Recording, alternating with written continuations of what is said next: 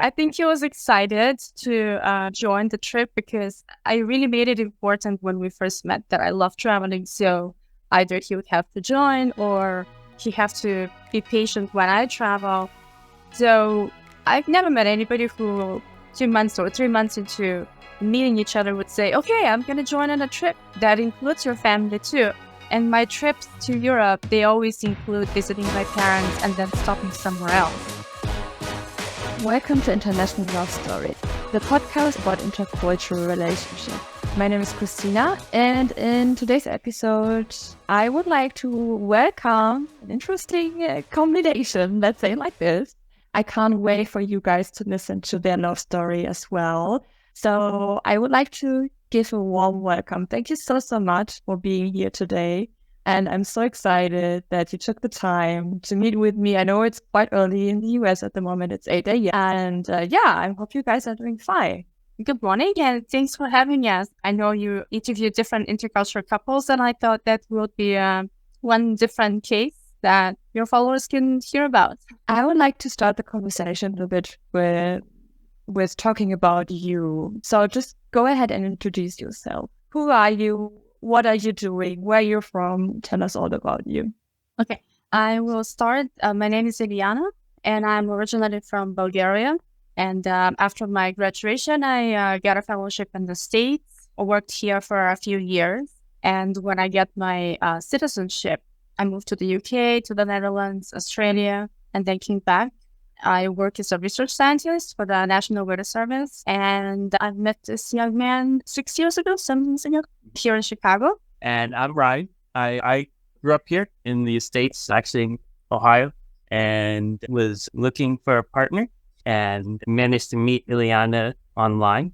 And quite a bit of the rest is history. Did you meet exactly? Because I think that's also a story that's worth to tell, definitely. Yeah, we met online, and as I was sharing last night, we talked. It was winter, and my close friend said we have to find somebody to date for winter time because it's cold and boring. So we both started memberships for online dating. We met on eHarmony. Yep. So towards the end of the membership, mine was ending, and then he showed up as a profile. So I was already kind of tired of trying again and again. So I just winked at him.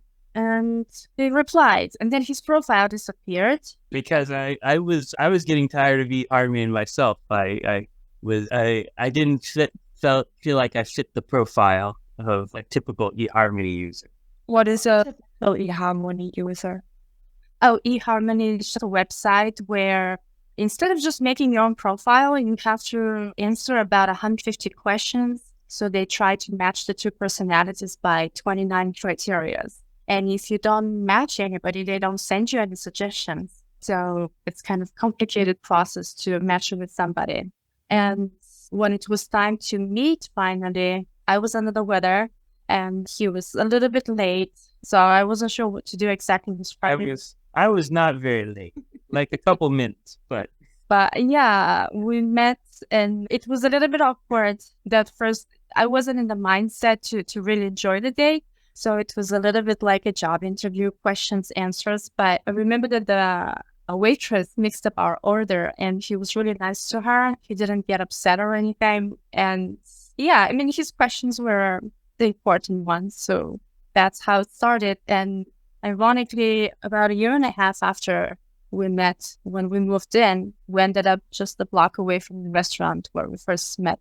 I probably am guilty of exactly what she's saying, of asking a lot of very pointed questions and but I could tell that something had kind of sparked there from that. I enjoyed the date quite a lot.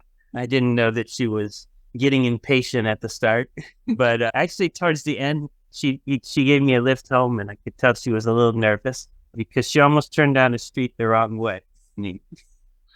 How would you describe the first date, like in a few words? I didn't get any sense for whether he liked me or not. It was more like fact-checking, getting to know each other, which I guess when we're not in our 20s, it kind of makes sense. You want to get to the bottom of who that person is. So I guess it was first date is No offense. It was probably one of my most awkward dates. Probably a fair. So for you, Ryan, did you feel the same, or was it all natural for you now that you think about it? I mean, now you can be honest. It's like it's all done. I mean, you've made it, obviously. I'd done a lot of online dating recently, and a lot of that was pretty awkward. And this one was actually better than the rest of them. So, after that we started dating. We did a couple of fun things, but I think the next really big kind of thing we got into was when she travels a lot. So, one of the things we talked about early on is how much she liked traveling, right? And so it was, what was that, like 3-4 months after we started dating? About 6 months later. She already had plans to go to Spain, back home to Bulgaria and Holland. And I liked the idea of being able to take a trip. I wasn't really thinking that I was signing up for meeting the parents, but apparently that's what I did. What? Wait, you just caught on the idea of traveling, right? And you were like, okay, I would love to join you. And then the idea was to go, I guess, to go to Bulgaria together. And you weren't really aware that it also might mean to see her family and like her parents for the first time. Obviously, I knew that we might meet them, but I think the messages got mixed in that. I think he was excited to join the trip because I really made it important when we first met that I love traveling. So either he would have to join or he have to be patient when I travel. So I've never met anybody who 2 months or 3 months into meeting each other would say, okay, I'm going to join on a trip that includes your family too. And my trips to Europe, they always include visiting my parents and then stopping somewhere else. It's usually a flight from Chicago to Europe and then another flight to Bulgaria. What he didn't know is that I was going to stop in Madrid where my sister lives. So also accidentally, she had a visitor from Bulgaria from the family. So every place we went to, there was a relative and another relative. So by the end of the trip, I think she counted 12 relatives that he's met. And to go back a little bit, because I feel like a lot happened between the first date and then you saw each other again and you decided, okay, it might actually work out. We kind of like each other, even though the first date, out of your perspective, Liana, was a little bit awkward. And when seeing each other again, the second date, you talked about traveling, if I understand correctly. And you, Ryan, you were like, I would love to travel as well. I mean, let's do it and let's travel the world together. Or where did you get there? Where did you get to the point where you actually ended up in Bulgaria meeting her family? How did it happen? Exactly. We met on 3rd of March, and I think in April we were already discussing it. And you got the tickets because I already had my tickets. When you travel internationally, you usually plan ahead, and he just got lucky to get on the same flight. I could see he was interested in joining, and I couldn't say no, and I couldn't ask directly, well, what about meeting the parents, because they will be there. But he put on Facebook profile that we're in a relationship, so I wanted to match the same status. And at the time, Facebook translation machine wasn't really good, so instead of translating that I'm in a relationship, it translated in Bulgarian that I'm engaged, which actually upset my mom a lot. So sometime early in June, my sister told me, my mom's upset with you because you got engaged and didn't tell her. Well, I didn't get engaged, so I don't know that Facebook translate things the odd way. So by the time he was going to meet them, she wasn't quite open to the idea that somebody will come with me. And when I had my video chat with my parents, she would not even touch the topic. So it was really this weird, I met the guy, I like him, I'm excited that he wants to join me. But then I thought it was a little bit too soon. And then my parents were sort of acting weird because they thought they weren't told that we're together. So we ended up... She came up with this plan where she got a tour guide for me for the city near where she grew up, the second city of Bulgaria, Plovdiv. And actually, I spent some of the days there, like, hiking around the city while she visited with her parents. So I did meet them. I spent 1 or 2 nights there and then came by some other times. And bought them light bulbs, which is, I was very into green energy at the time. And something about me, I was like, I'm going to find them LED light bulbs and bring them as a gift. Very practical. And so he thought that my parents live in the countryside, so when they turn the light on, they don't worry about turning it off. The spaces are kind of larger. They don't live in an apartment. So instead of walking back and forth and turning it on and off, they just leave it on. So yeah, she spent about a day and then went to the city to explore with a tour guide when I was staying with my parents. So my mom really switched 180 degrees from you're engaged and you're not telling me to, oh, this guy's is so nice, he's bringing me gifts, and this is an European culture for you.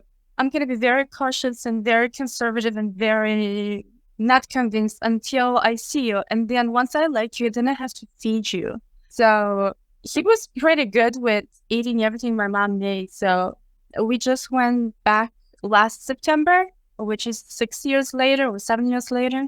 She remembered what she made at that first visit. I had forgotten totally. So when he asked, would she make that same pastry again, she was excited that he remembers her cooking, which she has to choose one of us today. She's probably going to choose him. I feel you. Yes, I feel you. That's the same over here as well. Another thing that catches my attention is that you met in March, first date, and then you traveled in April, and it went quite fast. Like, you moved very, very fast. And Iliana, you said that you saw his status on Facebook that he put, okay, I'm in a relationship now, and you changed your status as well. So I'm wondering, because as you just said, Iliana, this is also what I'm underlining when it comes to European culture in general. It takes some time to get used to someone and to open up to someone, like at least in most cultures in Europe, not all of them, but most of them. And in the US, it's quite different. And I'm wondering, how is it to date an American, or how is it like dating in the US in general? Because I sense that it's so much different that it's so much different to Europe. Yeah, okay. Since he's already Americans and a Bulgarian, I'll speak about. I thought Europeans were more fun. I think European culture is a little bit more relaxed as it comes to affection, public display of affection, and flirting, and all those funny small chit chats. But I lived in the States for so long, and I dated different people who kind of fit in the same stereotype. So after I left the States, went around the world, and I met different people. When I was coming back to the States, I knew that I don't get along quite well with most American men. So when I met Ryan, it was very refreshing that he's not the standard American. He was curious about other cultures. He reads a lot about politics and economy. He wasn't into having a huge house. He didn't have a car even, which is very strange. So there were differences, but I guess at the end of the day, I just approach the person and see what works for us. We don't have to fit. I suppose I must have gotten lucky in that I started becoming more of a city person in the U.S., right? And so it's a little bit more closer to the European ideal, like if you take it as a continuum, right? Right. If you get any American in a big city, it would be more European than anybody else. But when we first met, I did like that with other Americans, they would have an issue if we'll go out and have a drink on a school day, Monday to a Thursday, as if we're only supposed to have fun Thursday, Friday, Saturday, and then you have to get back to the work mode. I don't think he had any problem with it. We did have difference in preference, what we drink. He likes cider, I like beer. And that's always funny when we go out and we order a beer and a cider, the waiter would think the beer is for him. So it's kind of funny. America tries to be so ahead of roles and gender, but I still get the cider or the wine and he'll get the beer. Little things, yeah. And out of your perspective, Ryan, how is it to date someone who's not from the US? I honestly didn't think about it too much while we were dating. I think I'm very open to different things. So there was a lot of that going on already. I think what we had a lot of good times as being kind of just silly couple, right? Like, I think that's a lot of what made us mesh was the willingness to be silly together. There were a lot of other things, like I appreciated how smart she was and, her beautiful smile. But, the being from Bulgaria and all the traveling, actually, I think I probably took more note of all the traveling and how many different places she lived in the world, right? Than just that thinking of her as from Bulgaria, right? But I bet now that you've been and visited, you can see the difference. You can see the traits that I bring from Bulgaria. Yeah. Yeah, I found, you asked about dating other Americans. I found that there is curiosity when it comes to different cultures. Maybe in my cases, it never went to the level of commitment. So there is a curiosity about you being different, but then when it's time to seal the deal, they'll back up because they still don't know what to do with it. And I like that he had the open mind of saying, well, whatever it is, we'll figure it out. Because I mean, even to Bulgarian standards, I'm not quite the standard. I'm pretty free-spirited and I just do whatever I think is right for me. I don't care too much about cultural norms, but yeah, there is adjustments, and we have a big difference, I think, in that I would say he's more closer to his family. So right before our trip to Bulgaria, I had to meet his family on a trip. We went to see a total solar eclipse. It was like a month before our trip to Europe, and I had to meet his mom, her husband, his brothers, his aunt and uncle, all the children, and it was everybody in one big house. So I thought it was a little bit intimidating, but also they were so curious who I am and what a Bulgarian is. So I sort of felt a little bit like put on the spot. We got over that too. When I visited, probably the same thing was happening, but like, because I don't speak Bulgarian, it was harder for me to realize that, so I've played around with the translation apps and they're getting better over time. The last time we were there, we were starting to make some progress. And I'm learning some words, but mostly words for food. Yeah, the rule in the house is, I understand. Bulgarian food is really good as well.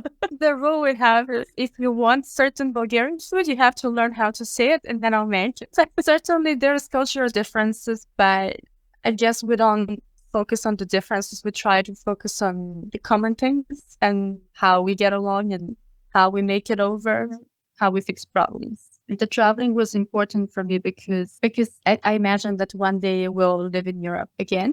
And I wanted to kind of make sure that he would be comfortable with that. Yeah, I didn't know that plan of hers at the time, but she's kind of eased me into it. But yeah, we actually are talking about that. We've been talking about it for a little while, right? And I've always been open to it, right? I like the idea. To me, it's a little bit of an adventure if I do, right? I think she has other thoughts in mind. So I work in software and, theoretically I could do that anywhere in the world, right?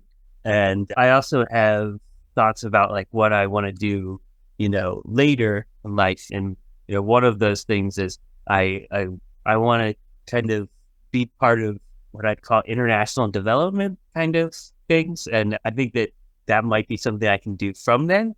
So there's a lot of little things that we kind of figured out one piece at a time. And funny, like what we're actually trying to figure out now is where would we go? Would it be Spain? Where the beaches of Greece are still figuring that one. I mean, we communicate differently. I tend to talk a lot when he tends to think more.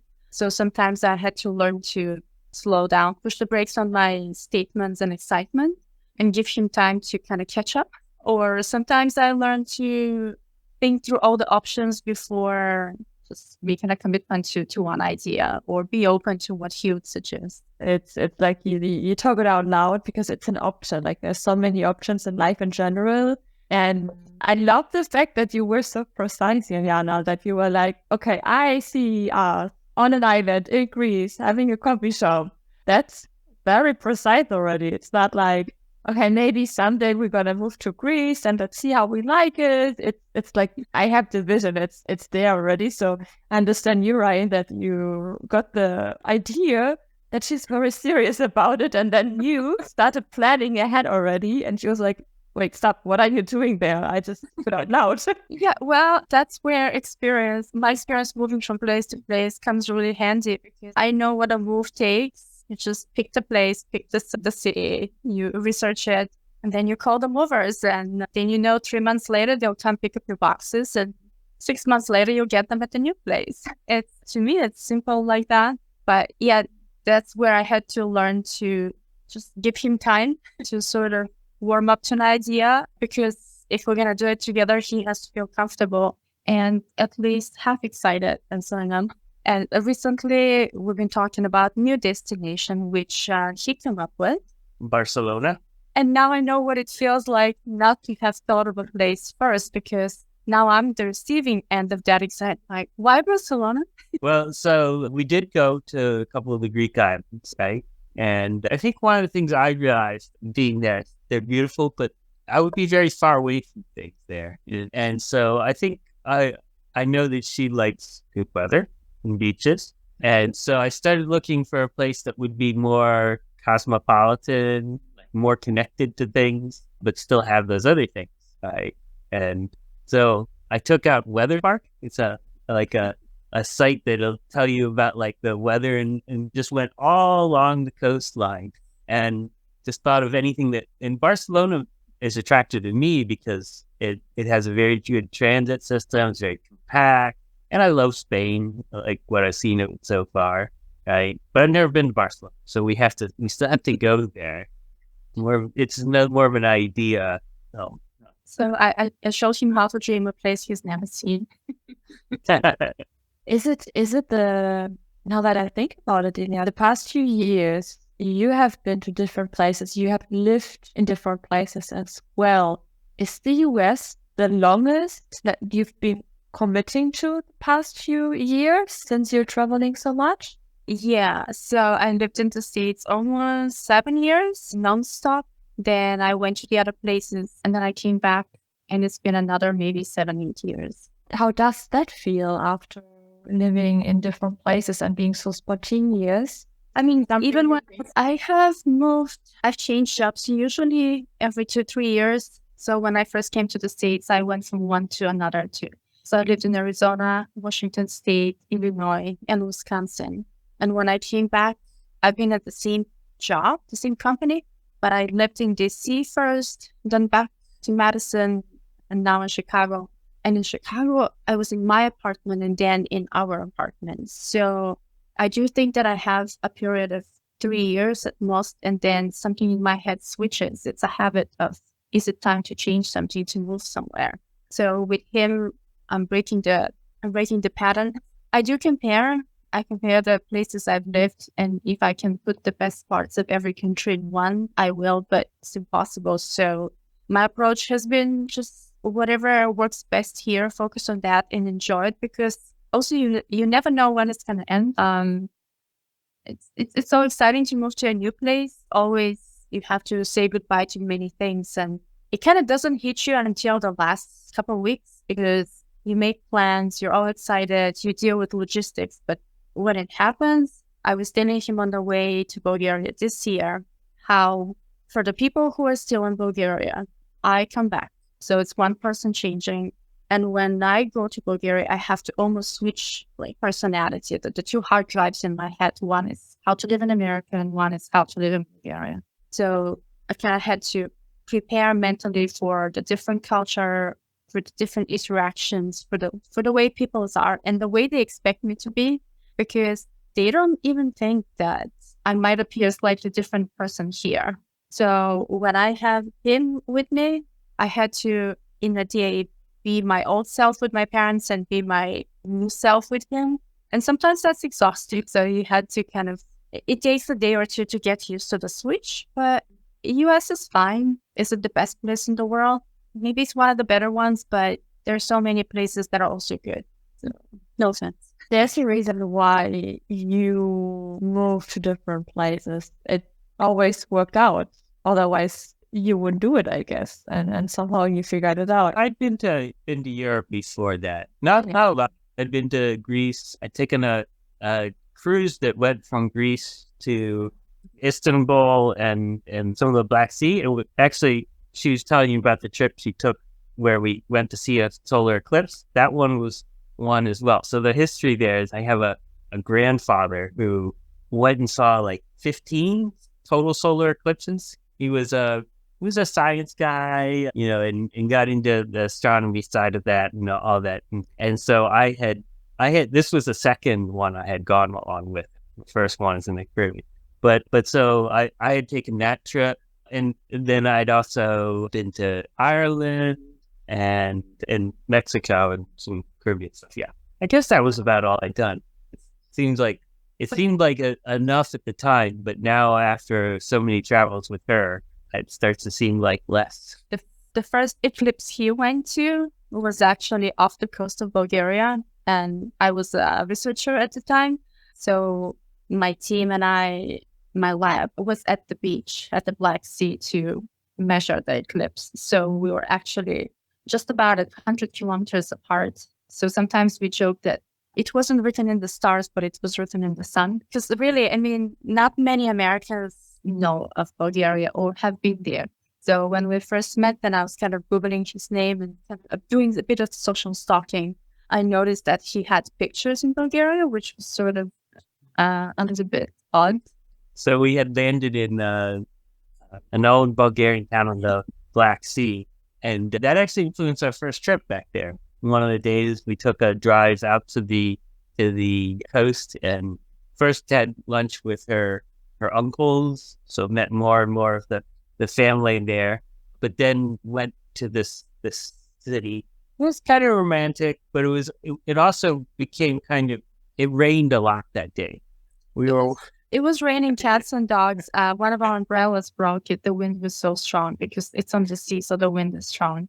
Yeah, we had fun photos from that trip. And she was getting cold, so I bought her a new dress, long wool dress. Talking about multicultural differences, he sees me in misery and he buys me a solution to the problem. I'm probably more. I still can't get over the fact that you bought energy-friendly light bulbs. Like others would give roses, flowers, and you give the light bulbs. I think that's amazing, honestly. That's amazing. My first gift to her was actually a battery, and we're using one of them right now. So it is practical, but yeah, my phone was always running out of batteries. So for my first birthday together, I got a battery charger. And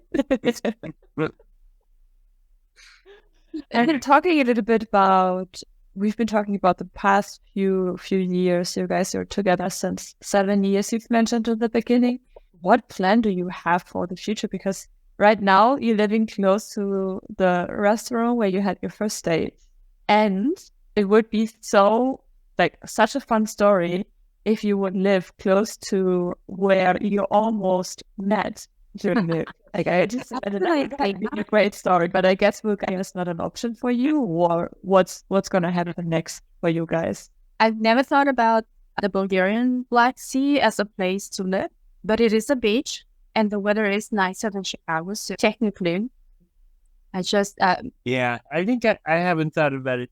I mean, I think about it a little because it would put her very close, but I think I like the idea of being somewhere that one of probably my biggest worry about moving that I haven't really resolved is like, how do I make friends of my own when I'm in one of these places? And I'm not the kind of person that just makes friends with anybody, right? Like I have more specific interests, right? So I don't bond over like the local sports team or something like that. That's really simple and common and easy to make friends with.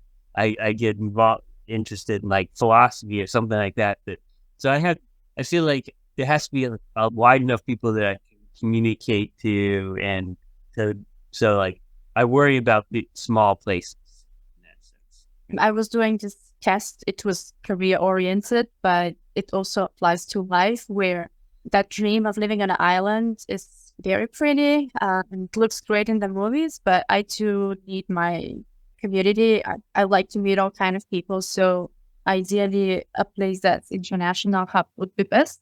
I mean, changing places where I've lived was fun, but you can continue doing it, but not all the time, not so much. So I'm saying if I can go to the world, I can bring the world back to me. So being in a place that has a lot of X would be more fun. And also, I think it's going to be the shortcut for him to meet different cultures and to see how other people think and live. And that's more stimulating. If a place is more oriented towards a lot of different people mixing together, I think it's actually easier for me to fit into that place, right? Than a place that is more of one culture. I agree. Yeah, I agree. Definitely. I've made the same experience. It's easier if there's an intercultural community already. It's easier to make friends and find someone who has the same interests as you do. Also, if it's a big city, obviously, with plenty of people to connect with. One thing we learned from COVID was that, we learned to live just the two of us and not meet anybody for almost 2 years. But it took an effort, at least for me, having most of my friends and relatives communicate with them through video. I was starting to get a little bit tiresome to not have the real people. And I think we get in our heads when it's just the two of us at home, everything that we think and we know becomes everything. And so having other people to meet and talk to and discuss and do things with, it just makes things so much more interesting. I'm glad that we're finally getting back to our in-person events, and meeting friends, and even discovering new communities and new people. He keeps doing his philosophy. We talk about it. Yeah, actually, I haven't done that too much. I need to get some of my old habits back. What's been a big change is that, that kept us from going into the office. And actually, I realized that, that process of going in, got me out. And as soon as I was out, then I would plan things on the way back. And somehow I just haven't gotten all the habits back. I think we can spend quite a lot of time and together. We both live and work from home. So you can imagine every day for the last 4 years, it's the two of us in the 2-bedroom apartment. So if there's a lesson to learn from that, we are good for each other. I can say we're enough. But if we're going to choose another place to live in, it has to be busy and interesting. And This actually brings me to one of my favorite questions in this genre. What is your biggest advice? If you think back, what you have experienced the past few years, how you have grown together as partners, but also as individuals, what advice would you give anyone who is watching and or listening right now? I think my advice would be look at the person, not at where they come from, because you could get, let's say, a French person and they could be not as French as you imagine. So just get to know the person and find what they have and what you like about them. As a couple, I would say just be a little bit more patient. That was my mistake in the past. I was always rushing. I wanted things to become perfect overnight. And finally, with Ryan, I learned to slow down. Nobody's running away. And learn what we have to contribute to the relationship and enjoy that part. Yeah. I'd say keep an open mind, but also I think, I don't know if other people are like her in that they have the dreamy kind of view, but if you run into somebody like that, understand that that keeping an open mind doesn't mean committing to things, right? That there's still room there for kind of embracing the possible while thinking about how to make things meet in that, right? I think that's helped us actually a lot to just we've kind of worked through these things. So, and if I can add something, I would say just have fun too, because I think some days I say, oh, why don't we have more things in common? Like my favorite hobbies are small talk with friends, cycling. He's not big on cycling. Small talk is not his favorite. But then I realized that everything else we have in common is the important part. And the little things that I could do with other people, just they keep myself, but we're also together. So there is room to be yourself and to be together. So, yeah. And for those ones who are wondering where you're gonna end up in the future. If it's gonna be the small island in Greece, if it's going to be Barcelona, if it's going to be the coast of Bulgaria, what is the best way to follow your journey and to connect with you guys? I'm on Instagram with just my name, Iliana, and I'm working on our website, Olive Maps. That's about it. So for everyone who would like to connect with you, who would like to learn more about you, would like to check out where you're gonna be in a couple of years, I will link it in the description and in the side note of the podcast. And yeah, I loved hanging out with you guys. I loved talking to you. I am also curious where you're gonna live in a couple of years. I will definitely catch up with you and see where your journey is going to lead you. Thank you so much for your time. Thank you so much, especially, I mean, I know it's still early in the US, for taking the time, for waking up early to have this conversation with me. I really enjoyed it, as mentioned. Have a wonderful weekend and a wonderful rest of your day. Thanks for having us and for all the questions. Thank you so much for listening and or for watching to today's episode. If you like what I'm doing, please consider to rate this podcast. If you're watching on YouTube, subscribe. And with this being said, have a lovely morning, afternoon, or evening, wherever you are right now.